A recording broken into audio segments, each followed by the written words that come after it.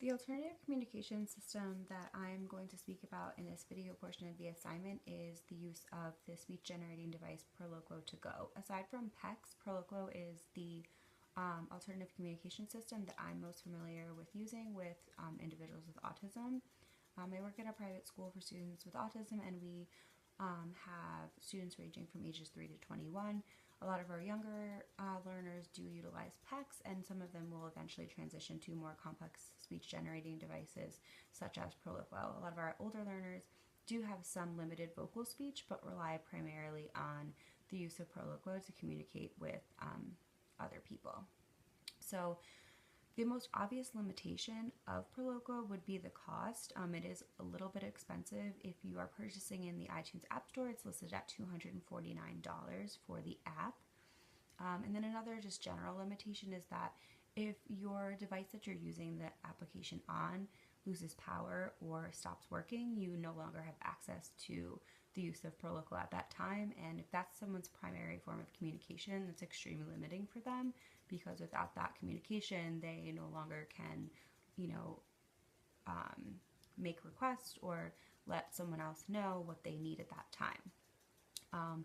I don't have video consent, so I'm not able to show real-time use of the Proloquo system, and I don't feel it's appropriate to take away a system from a student if that's their primary communication form. So what I did was I took some screenshots so I can give some examples of how Proloquo does work.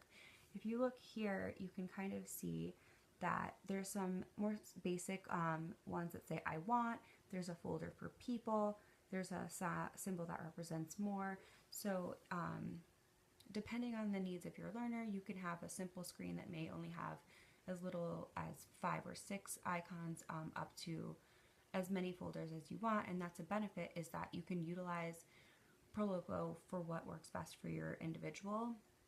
You can customize it on the go. If you find out that your student really likes Fruity Pebbles, let's say, you can snap a picture of it within the application and then just upload it right there and create an icon.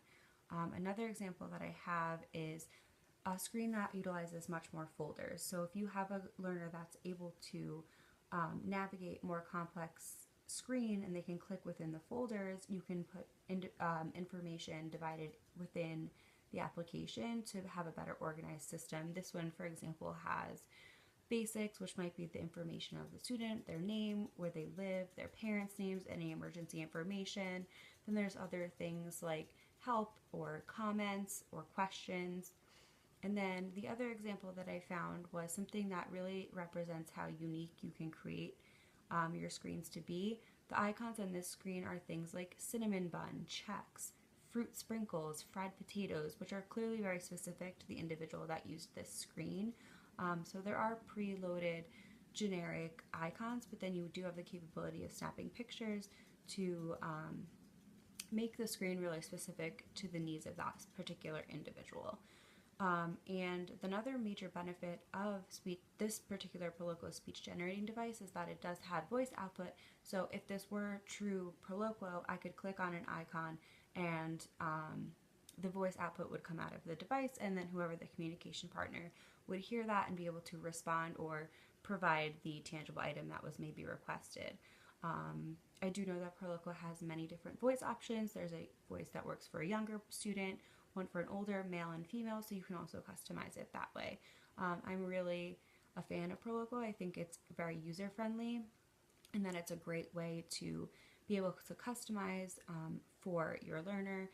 Another kind of downside to it, though, is that it does work off of an iPad or an iPod or any other kind of a device, and if you do lose power to that device, you no longer have that mode of communication. And if that's your primary communication for that individual, that's a real problem, because they're no longer to communicate their needs with you. So yeah, speech generating devices really do seem to be becoming more popular, specifically where I am working now. In addition to PECS, which is definitely, I think, always going to be a solid foundation for teaching communication skills, but I like